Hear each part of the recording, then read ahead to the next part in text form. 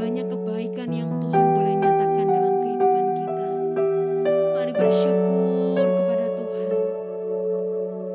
Jangan lagi kita menuntut banyak sama Tuhan. Karena Tuhan jauh lebih ngerti yang terbaik buat setiap kita. Katakan terima kasih Tuhan.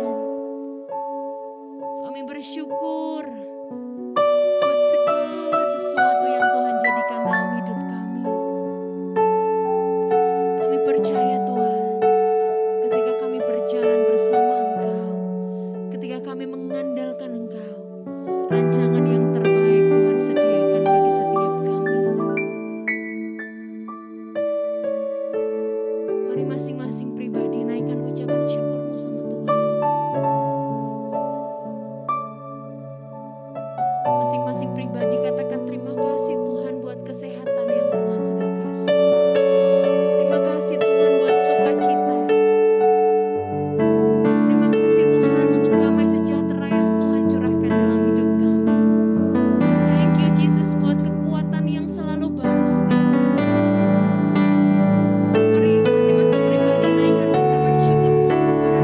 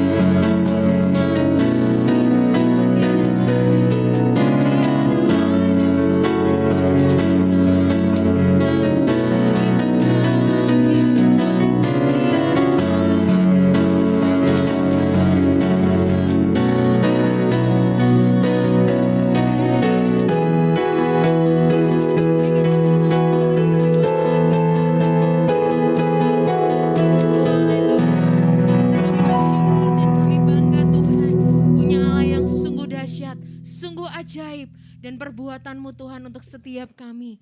Boleh kami rasakan setiap hari-hari. Kami mau belajar untuk terus mengandalkan Tuhan dalam kehidupan kami. Dan kami percaya Tuhan, bersama Tuhan kami bisa lakukan segala perkara.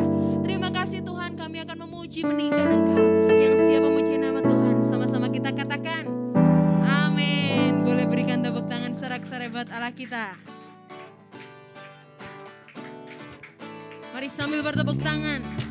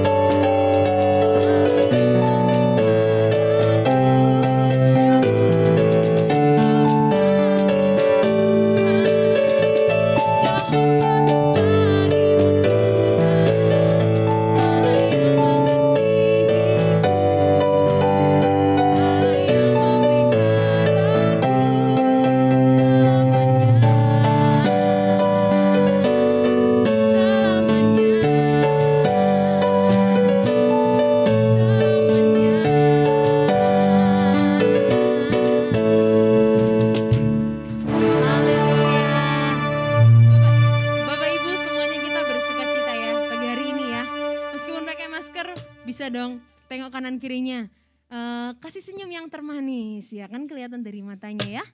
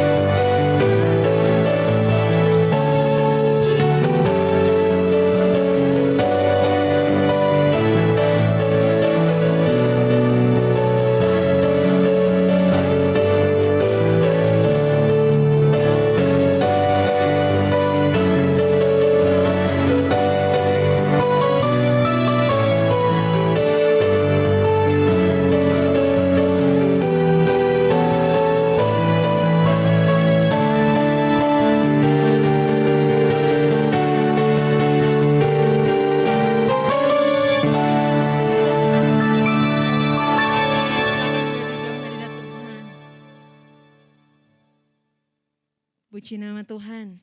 Mari sama-sama kita siapkan hati kita untuk kita menerima kebenaran firman Tuhan.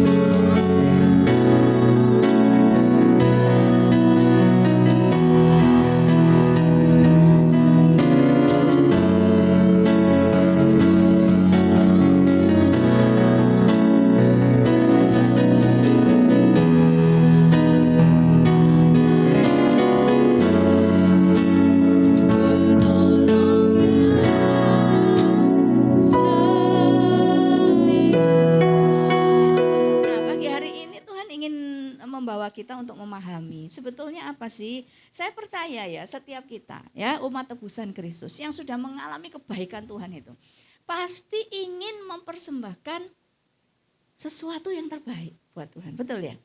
Ya, pasti ingin mempersembahkan yang terbaik. Itu sudah nggak usah diragukan lagi lah. Ya, semua yang sudah mengalami kebaikan Tuhan, pasti ingin melakukan sesuatu untuk Tuhan. Nah, cuman seringkali ya kita itu mempersembahkan sesuatu, melakukan sesuatu untuk Tuhan. Tapi itu cuma berdasarkan ukuran kita. Kita berpikir bahwa kalau saya melakukan ini, itu pasti Tuhan pasti senang. Kalau saya melakukan ini, Tuhan pasti senang gitu ya. Bahkan kalau itu mungkin ukurannya adalah pelayanan, sesuatu yang rohani, udah kita pasti ngomong kalau Tuhan lihat aku ini lebih rohani dalam pelayanan, dalam aku berkorban dalam hal apapun, itu pasti Tuhan itu senang gitu ya. Nggak ada salahnya juga sih gitu ya. Di dalam tahapan kita untuk mengenal Tuhan dan menyenangkan hati Tuhan tuh pasti ada tahapan-tahapannya, ada pertumbuhannya gitu. Tetapi hari ini Tuhan mau ngajak kita untuk melihat gimana caranya kita bisa membawa persembahan yang terbaik kepada Tuhan itu bukan menurut ukuran kita tapi menurut ukuran Tuhan. Ya, mungkin kita berpikir ya, kalau saya menyimpulkan tuh ada 3D. Biasanya orang itu mempersembahkan tuh 3D. Yang pertama itu adalah doa. Ya toh, rajin berdoa, rajin baca firman, ya saat teduh bagus, mungkin kita Tuhan itu pasti senang kalau aku begini. Ya, oke, ya. Lalu yang kedua itu daya. Daya itu tenaga kita. Kalau kita pelayan ke sono kemari gitu ya. Sibuk ini itu, dan mungkin kita juga di dalam daya itu kita ini mengorbankan waktu juga. Waktu, tenaga gitu kan. Pokoknya Tuhan itu senang kalau aku melayani. Ya, gitu ya. Sampai kalau misalkan jadwal pelayanannya harus ditunda, itu nggak senang hati ya, rasanya nggak terima gitu ya. Nah, karena berpikir bahwa kalau saya melakukan itu tuh Tuhan senang gitu. Dan yang ketiga, yang ketiga itu dana. Mungkin tenaganya nggak tidak memberikan tenaganya, tidak memberikan waktunya. Aku nggak sempet Bu, mungkin gitu ya. Aku nggak sempet, aku nggak bisa. Akhirnya apa yang diberikan? Dana. Apa dana? Ngerti semua pasti ya, dana itu apa ya? Duitnya itu ya. Duitnya, terutama kalau dalam penginjilan kan kita sering dengar ya, kalau orangnya enggak bisa pergi ya duitnya yang pergi ngutus orang gitu kan. Nah, 3D ini, kita berpikir dengan 3D ini kalau kita lakukan itu Tuhan pasti senang, Tuhan pasti berkenan, Tuhan pasti melihat kita itu melakukan yang terbaik. Tetapi sebetulnya kalau kita melihat firman Tuhan, kita akan menemukan loh, persembahan terbaik yang paling ditunggu-tunggu sama Tuhan. Dan itu tidak mungkin salah, gitu ya. Kadang-kadang pelayanan mau sumbang dana itu doa sih, bener enggak? Ini tepat enggak yo, gitu ya, betul ya? Kan katanya harus di tanah yang baik. Nah, tanah yang baik itu yang kayak apa itu kita masih doa lagi. Tetapi ini satu persembahan yang terbaik yang sampai hari ini loh Tuhan pasti tunggu itu keluar dari hidup kita. Yuk kita buka sama-sama di dalam Roma pasal yang ke-12 ayat 1 dan 2. Ini ayat ini mungkin sudah hafal ya, sering mungkin ya dibaca. Roma 12 ayat 1 sampai ayat yang kedua. Demikian bunyi firman Tuhan. Karena itu saudara-saudara, demi kemurahan Allah, aku menasihatkan kamu supaya kamu mempersembahkan tubuhmu sebagai persembahan yang hidup, yang kudus dan yang berkenan kepada Allah. Itu adalah ibadahmu yang sejati. Janganlah kamu menjadi serupa dengan dunia ini, tetapi berubahlah oleh pembaharuan budimu, sehingga kamu dapat membedakan mana kehendak Allah, apa yang baik, yang berkenan kepada Allah, dan yang sempurna. 1 dan 2 ini menjelaskan kepada kita bahwa persembahan yang paling Tuhan tunggu sampai hari ini dan persembahan itu tidak pernah salah, itu adalah dibilang mempersembahkan tubuh. Betul ya? Mempersembahkan tubuh sebagai persembahan yang hidup, yang berkenan kepada Allah. Nah, kalau kita melihat 2 ayat lagi sebagai ayat yang kita bisa lihat menjelaskan apa ayat-ayat yang kita baca barusan di dalam Roma pasal yang ke-6 ayat yang ke-13 dan 19. Roma 6 ayat yang ke-13 dan 19, demikian bunyi firman Tuhan. Dan janganlah kamu menyerahkan anggota-anggota tubuhmu kepada dosa untuk dipakai sebagai senjata kelaliman. Tetapi serahkanlah dirimu kepada Allah. Jadi dari kitanya ya.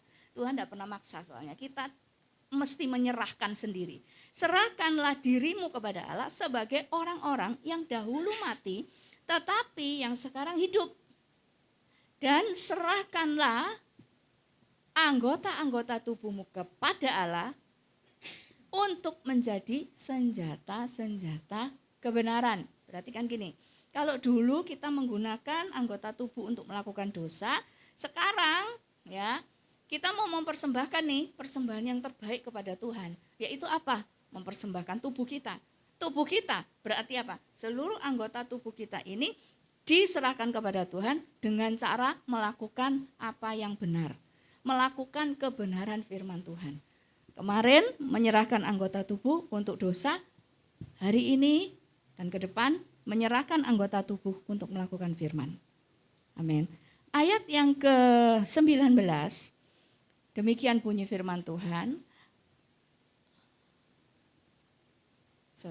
Roma pasal yang ke-6 ayat yang 18. Kamu telah dimerdekakan dari dosa dan menjadi hamba kebenaran.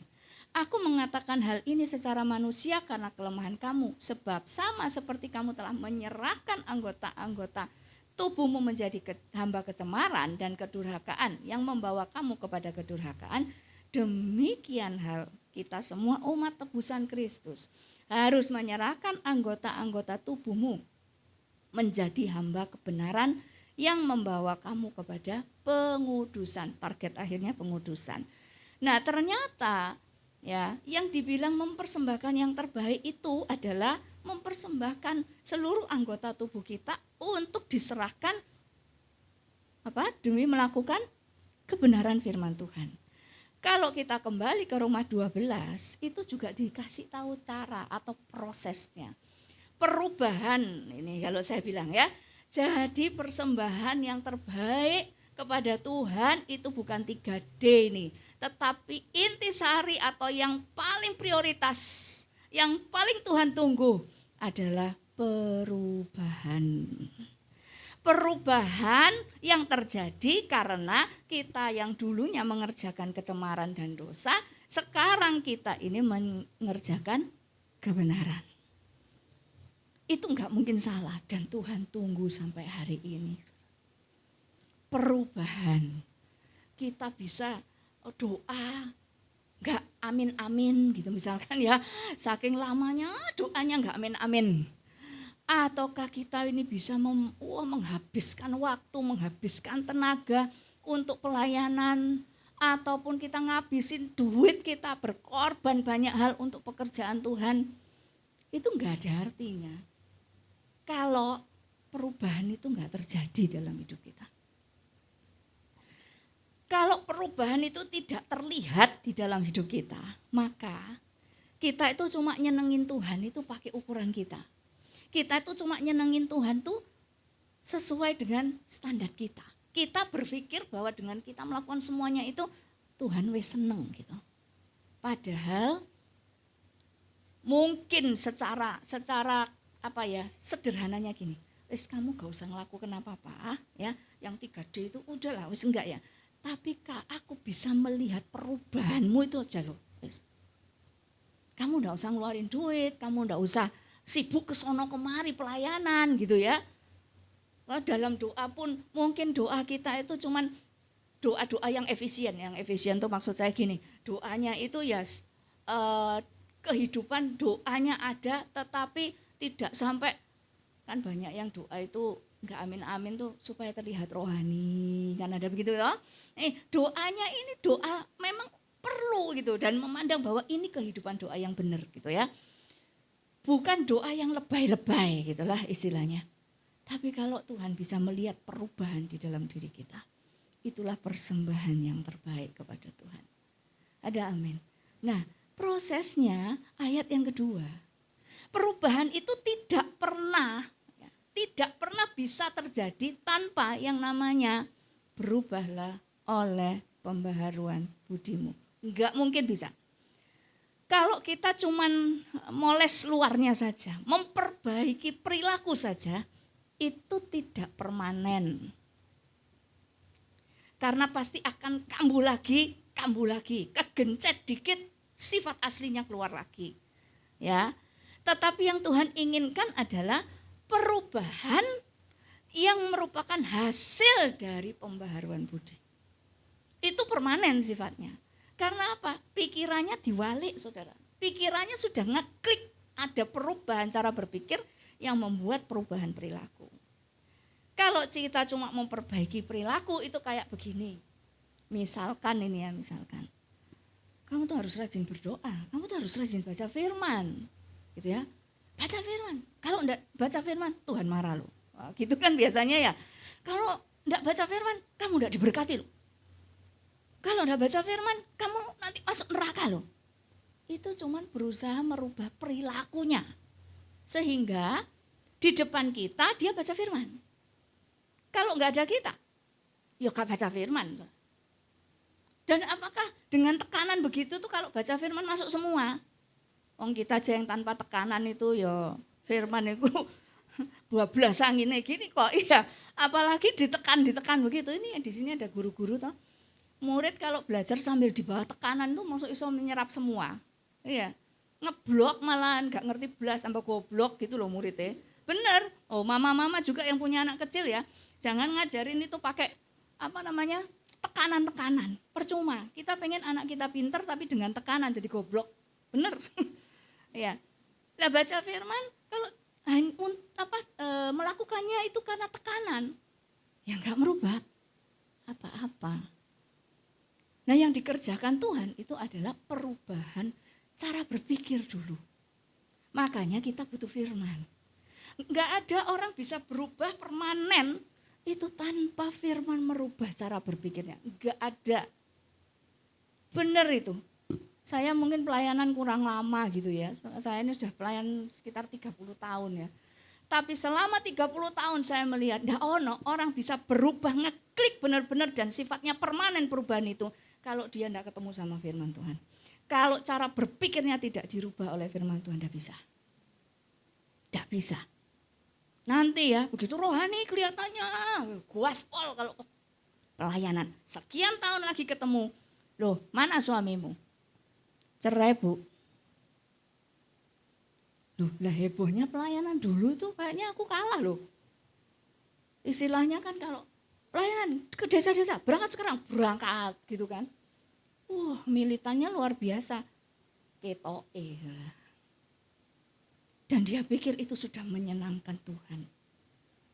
Tetapi setelah sekian tahun, ketemu lagi, sudah tidak bersama suaminya. Nah, kayak begini ini yang Tuhan mau kita pelajari sama-sama dan biarlah itu juga terjadi gitu dalam hidup kita. Perubahan itu yang permanen. Amin ya. Kenapa kita butuh firman? Karena di dalam Yohanes 8 ayat 32 itu bilang begini. Kamu akan mengetahui kebenaran dan kebenaran itu akan memerdekakan kamu.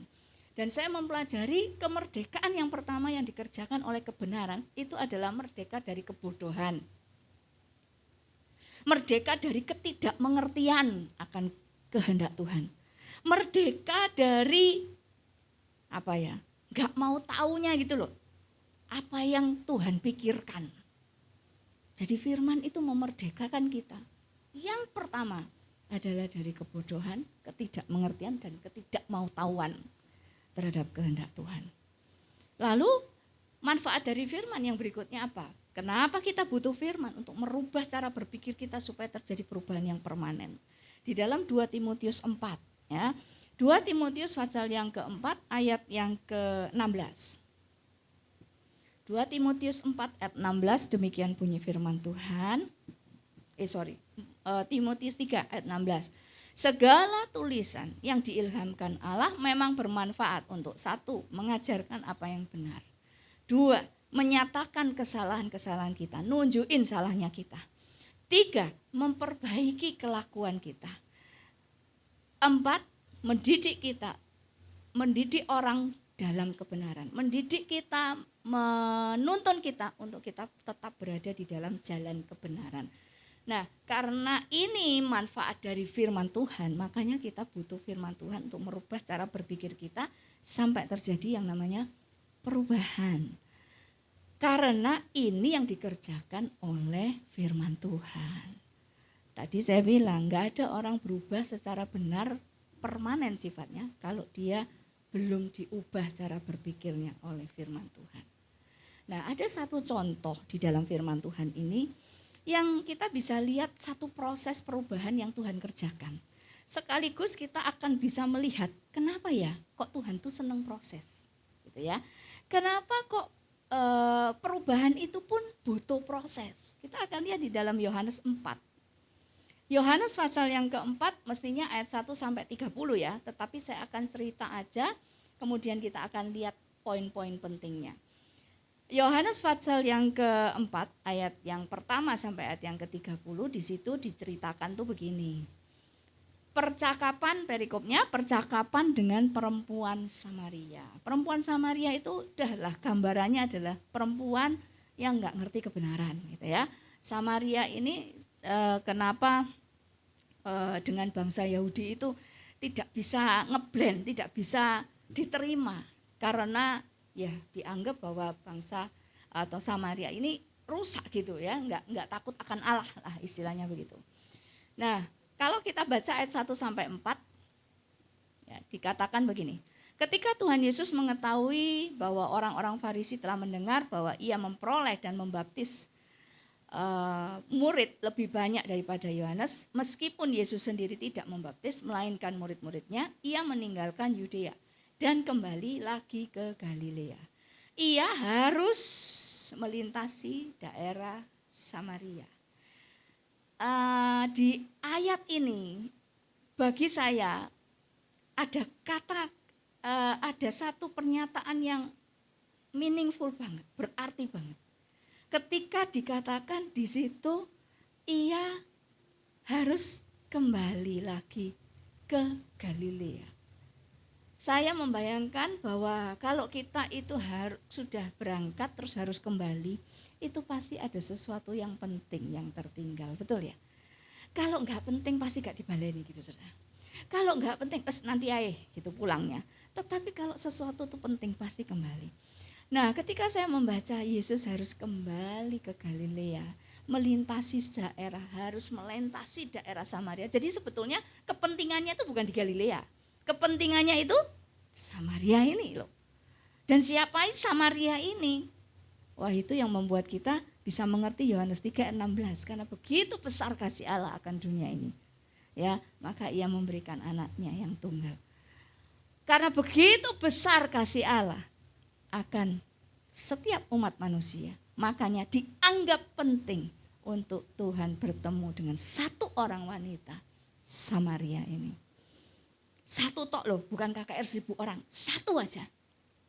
Nah, ketika Tuhan Yesus kembali, ayat yang berikutnya, Tuhan Yesus kelelahan. Ya, kalau ngomong kelelahan ini menunjukkan bahwa dia benar-benar manusia, gitu ya. Manusia yang menghidupi dan mengerjakan kehendak Tuhan Bapaknya. Nah, dalam kelelahannya dia berhenti di satu sumur. Sumur ini karena itu jam 12 siang kosong. Nggak ada orang di situ, nggak ada kerumunan, bukan karena COVID ya, tapi karena jam 12 siang. Ya, tidak ada kerumunan di situ. Tetapi ada satu wanita Samaria yang datang ke sumur itu. Sumur ini bicara sumur air itu bicara kebutuhan pokok, kebutuhan utama manusia ini. Jadi bayangin ya, kalau seseorang untuk kebutuhan utama, kebutuhan pokoknya itu, dia ini tidak punya keberanian untuk menghadapi atau bersama-sama dengan kerumunan, bersama-sama dengan orang-orang yang lain gitu ya. Pastinya ada sesuatu yang tersimpan di dalam orang ini. Ada satu kendala, ada satu masalah gitu ya. Kenapa saya katakan begini? Karena kebanyakan ini aja sekarang lihat masa pandemi ini ya. Masa pandemi itu ketika kita sudah mau dengar PPKM. Atau kalau yang tahun lalu itu kan apa ya, PSBB ya, PSBB gitu. Orang itu kan mikirin, loh PSBB kayak lockdown gitu kan, gak boleh keluar, gak boleh kemana-mana, nanti toko tutup. Nah, berjubel, padahal itu sudah COVID kan, tapi mereka sudah gak peduli lagi. Mereka berjubel, mereka sampai kayak terjadi chaos gitu ya, kerusuhan gitu ya. Untuk apa? Untuk bahan pokok loh. Untuk bahan pokok, untuk bahan makanan. Jadi yang di pikiran mereka itu, wes gak apa-apa, wes ngantri panjang gak apa-apa ya. Harus rebutan ya gak apa-apa. Ketemu kerumunan ini gak apa-apa. Karena apa? Loh karena untuk bahan utama ini loh, untuk hidup. Bahan pokok ini yang saya butuhkan untuk hidup. Tetapi berbeda dengan wanita ini. Wanita ini justru datang itu nunggu kerumunan gak ada. Jam 12 siang. Wanita takut loh sama matahari jam 12 siang. Takut kalau apa? Kalau flek, kalau dempulane ya, takut sama jam 12 siang itu. Biasanya kalau ada keperluan apa wis tunda ya, nanti rodok sore matahari sudah turun. Nah, gitu kan. Karena ini matahari ini jahat katanya gitu kan. Tapi berbeda dengan wanita ini. Kerumunannya ditunggu, kerumunannya habis duluan, baru gak apa-apa wis jam 12 siang merusak ini wajah. Wong perempuan loh ya, ini kan eman-eman ini wajah ini, kulit wajah ini. Tapi dia justru pergi ke sumur itu jam 12 siang. Tapi justru disitulah dia ketemu dengan Tuhan Yesus. Jadi intinya gini ya, Tuhan itu selalu hadir di dalam pusat rasa sakit. Ada amin ya? Ya benar ya, Tuhan itu selalu hadir di pusat rasa sakit. Jadi kalau kita sekarang merasakan sakit, enggak usah mengeluh. Karena disitulah kita akan ketemu Tuhan. Amin ya. Yang amin cuma 2. Ya, enggak usah ngomel kalau lagi rasa sakit. Kita mesti bersyukur. Terima kasih, aku merasakan sakit. Berarti aku bakal ketemu Tuhan di sini. Nah, waktu Tuhan Yesus ketemu dengan wanita ini, Tuhan Yesus tahu semua siapa wanita ini. Dia berasal dari mana, tahu semua. Tetapi Tuhan Yesus membuka diri lebih dulu. Waktu itu Tuhan Yesus bilang, beri aku minum. Ya, beri aku minum. Bedanya Tuhan itu sama kita. Kalau kita lihat salahnya orang, gitu ya, kan tembak langsung ya. Ya ada 2 kemungkinan reaksi manusia kalau lihat sesamanya bersalah. Yang pertama menghindari. Menghindari. Kenapa? Wes daripada problemmu itu nyiprat ke aku kena dampaknya, wes mending jauh-jauh aja. Tuh. Tapi ada juga yang kedua reaksinya, wah rasanya kayak pengen dang benerin gitu loh ya, ya benar ya, benar apa benar ya? Sehingga apa? Keluarnya ini ya salah, karena ini pengen benerin gitu. Sehingga waktu ketemu yang bersangkutan, keluarnya penghakiman. Nah, itu loh manusia. Itulah manusia. Tetapi kita coba belajar dari Tuhan ini. Kita akan memahami loh kenapa proses itu, kalau Tuhan itu kita punya masalah A, menyelesaikan proses masalah A ini bisa berbulan-bulan, berminggu-minggu, bertahun-tahun itu. Karena Tuhan itu masuknya halus banget. Waktu Tuhan ngomong beri aku minum, itu sebetulnya digerakkan itu bukan digerakkan oleh lelahnya. Digerakkan itu bukan oleh rasa hausnya. Tuhan Yesus ngomong beri aku minum. Ini karena Tuhan digerakkan oleh belas kasihannya. Membuka diri lebih dulu, kasih tangan lebih dulu supaya yang bersangkutan bisa megang tangannya Tuhan. Bisa meresponi Tuhan. Kalau Tuhan enggak ngomong duluan ya wis diem-dieman gitu. Wong wanita ini tahu kok berhadapan dengan siapa gitu. Saya Samaria, kamu Yahudi kan gitu kan. Tahu, udah enggak mungkin kita ini ada komunikasi. Makanya Yesus lebih dulu membuka diri. Sama kok terhadap kita juga Tuhan begitu kok. Jadi kalau kita berpikir Tuhan enggak peduli, kita salah besar. Kita kena tipu iblis di situ. Tuhan itu peduli. Bahkan Tuhan tuh berupaya gimana caranya ngulurin tangan buat kita supaya kita bisa lihat dan kita bisa dibantu. Itu Tuhan, itu hatinya. Jadi dia bergerak minta minum itu bukan karena rasa haus dan lelahnya, tapi karena hatinya ingin membuka, ingin dibuka untuk wanita ini. Nah, puji syukurnya wanita ini meresponi sekalipun dengan segala macam ketidakmengertian. Kalau saudara baca semuanya ini ya, ini saya menyimpulkan gini, perempuan ini ya, kelebihannya dia itu cuma karena dia mau meresponi. Itu aja. Dia responi setiap apa yang Yesus omong itu sampai selesai. Kalau sampai tengah-tengah dia gini ngomong apa sih? Yang dipikirkan wanita ini segala sesuatu yang lahiriah dan jasmania, nanti dilihat ya.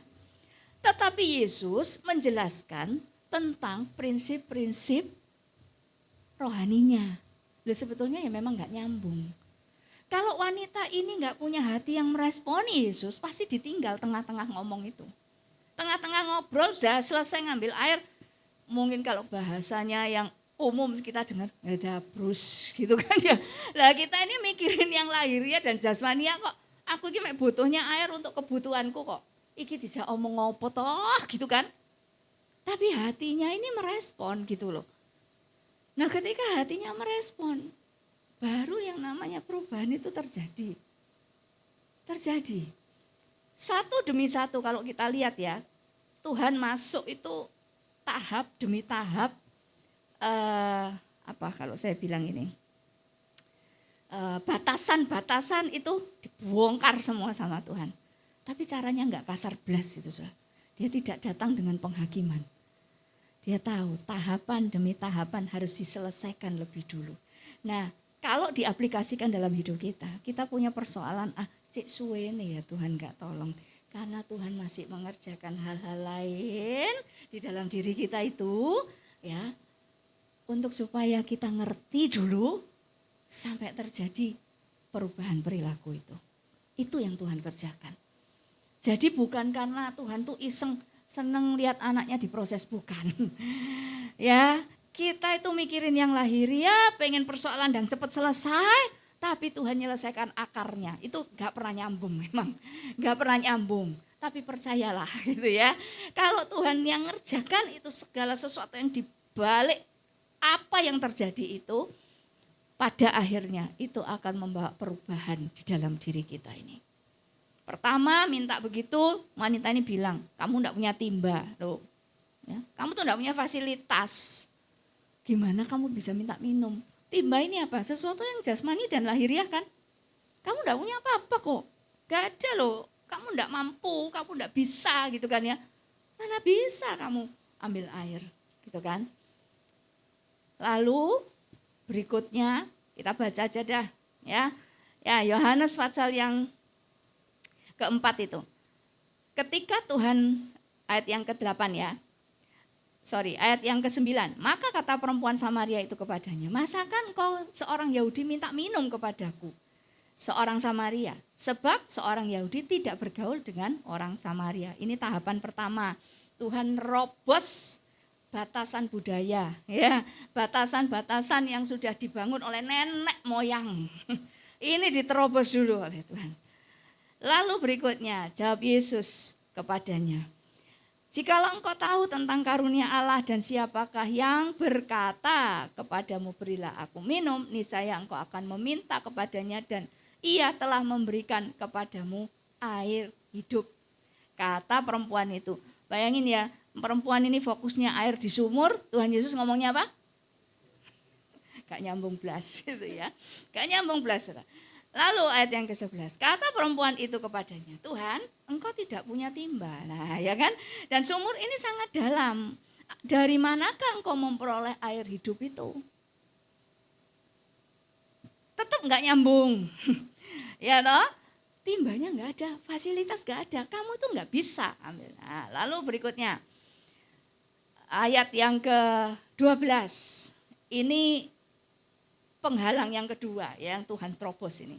Adakah engkau lebih besar daripada bapa kami Yakub yang memberikan sumur ini kepada kami dan yang telah minum sendiri dari dalamnya, ia serta anak-anaknya dan ternaknya. Nah, apa yang berikutnya ini? Seringkali ini kita juga lakukan loh. kita ya doa tapi ya kita meragukan Tuhan, mosok sih Tuhan bisa gitu ya.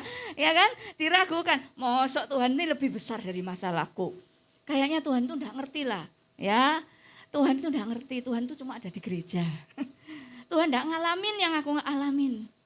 Ketika kita sebagai jemaat kadang ngomong gini, enak kamu yang ngomong, kamu enggak ngalamin, aku loh yang ngalamin. Nah itu sama kayak begini nih. Memang Tuhan itu lebih besar dari masalahku. Ya, ketika dia meragukan Tuhan.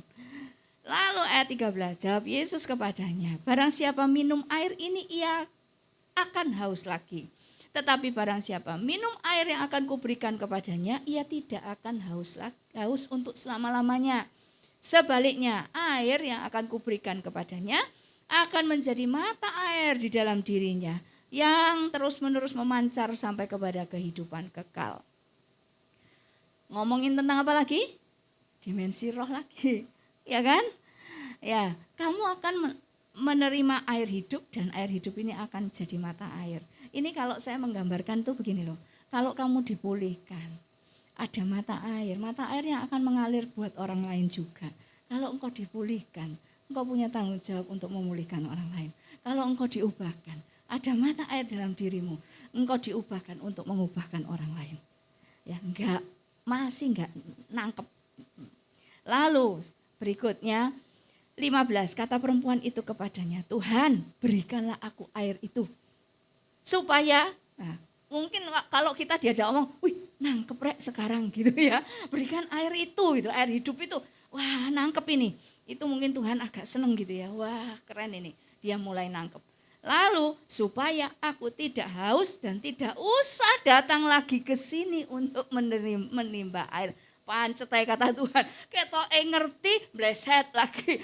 Ya toh, kembali lagi ke urusan lahiriah lagi, jasmaniah lagi. Dan mungkin dia, kalau saya jadi wanita itu kalau ngomong gini, ini perasaan saya itu gini loh. Puji Tuhan, kalau aku sudah dapat air hidup itu, aku ini bisa minum dan tidak haus lagi. Aku tidak usah bergumul untuk bisa ketemu orang yang kerumunan orang. Aku nggak usah bergumul, kan ini ceritanya dia ini minder karena masalah pribadinya. Jadi wah masalahku terselesaikan ini ya. Aku nggak perlu repot-repot datang ke sumur mulai hari ini.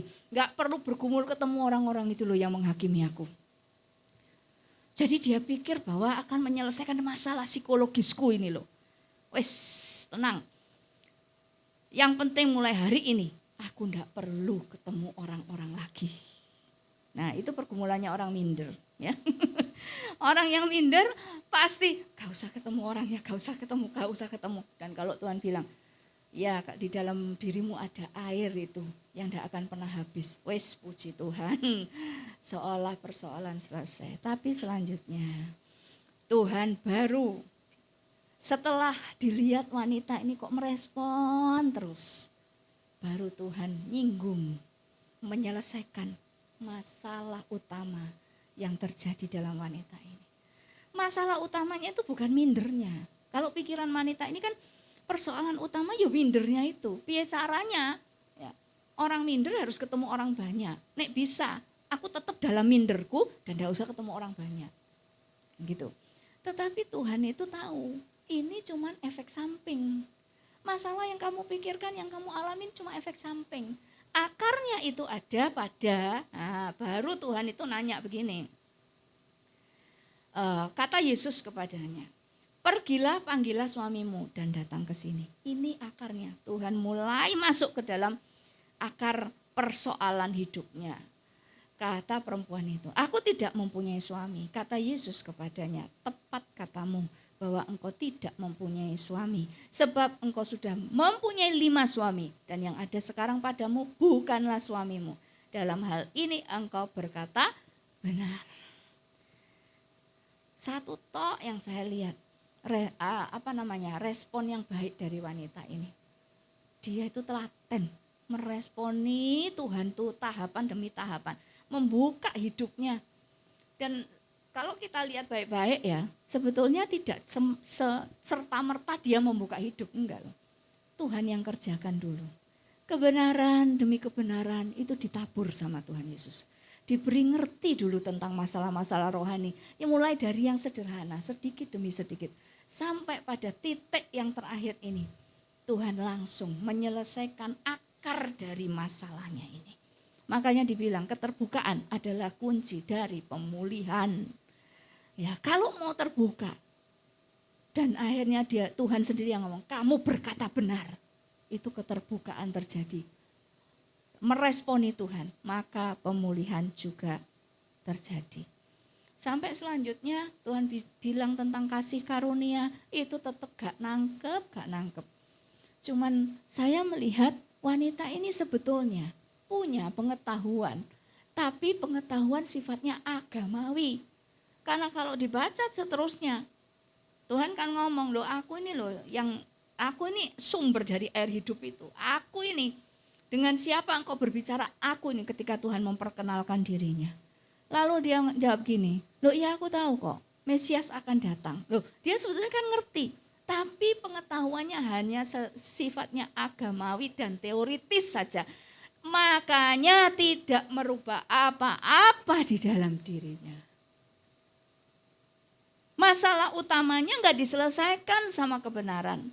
Yang dia punya cuma pengetahuan agamawi dan teoritis. Tetapi setelah Tuhan itu membawa masuk kebenaran, merubah cara berpikirnya, terobosan terjadi demi terobosan. Tahapan demi tahapan dibongkar satu persatu sama Tuhan. Sampai ke pusat masalahnya. Dan dia mengalami pertobatan, dia mengalami kemerdekaan. Baru setelah itu, dia tinggalkan tempatnya, dia lari. Dia lari mencari kerumunan. Kalau awalnya sebelum ketemu Tuhan, dia menghindari kerumunan. Setelah dia ketemu Tuhan, terima kebenaran, pola berpikirnya, cara berpikirnya dirubah. Dia juga berubah. Dia lari cari kerumunan. Dan menceritakan tentang apa yang Yesus sudah kerjakan di dalam hidupnya. Ini sebuah proses yang Tuhan juga kerjakan dalam hidup saudara dan saya. Jadi kalau kita punya pergumulan, kita punya persoalan, jangan fokus pada pergumulannya. Tapi fokuslah kepada apa yang Tuhan sedang kerjakan. Apa sih sebetulnya yang Tuhan sedang selesaikan di dalam diri saya. Ini seumpama ini ya, misalkan ya. Kalau kita punya masalah, ambil aja masalah yang sekarang lagi mendunia. Katanya gini, ini masalah kekinian, katanya gitu ya. Ya, selain masalah kesehatan, ada juga masalah keuangan. Ya, akibat penyakit kekinian. Ini masalah kekinian, akibat penyakit kekinian gitu. Punya masalah keuangan. Kita mungkin berpikirnya begini, gimana caranya masalah keuangan ini selesai? Gak selesai. Kok lama ya Bu? Kita gak paham. Ternyata Tuhan itu ngerjakan akarnya ini loh dulu. Kenapa sampai kamu punya masalah keuangan? Kalau kita kan pengennya gini, Tuhan butuh 1 juta. Kalau bisa makluk, selesai doa amin makluk datang 1 juta. Harapannya begitu. Tapi itu tidak mengubah apa-apa kata Tuhan. Nanti berikutnya kamu datang lagi doa lagi utangmu jadi 10 juta gitu loh. Nggak merubah apa-apa. Makanya seolah-olah lambat gitu ya. Mungkin berkali-kali kita harus datang sama orang yang ngutangin kita itu. Nyicil, nggak didik. Katanya Tuhan tuh kaya tapi anak kok nyicil gitu kan. Ya toh, katanya Tuhan tuh kaya. Tapi loh aku selesaikan ini loh. Kok nyicil sih, kok suruh nyicil. Tapi di dalam proses nyicilnya ini tadi, itu Tuhan sedang ngerjakan yang lain-lain ini. Masalah harga diri dikerjakan Tuhan, ya toh. Masalah cuma mau tahu beres itu ya dikerjakan Tuhan. Sampai itu selesai. Harapannya Tuhan kayak perempuan ini. Kita mengalami perubahan cara berpikir dan perilaku kita berubah. Permanen. Waktu kita diubahkan, kita punya tanggung jawab. Bekerja sama dengan Tuhan untuk menolong orang lain juga berubah. Ada amin ya saudara. Mari kita pejamkan mata sama-sama.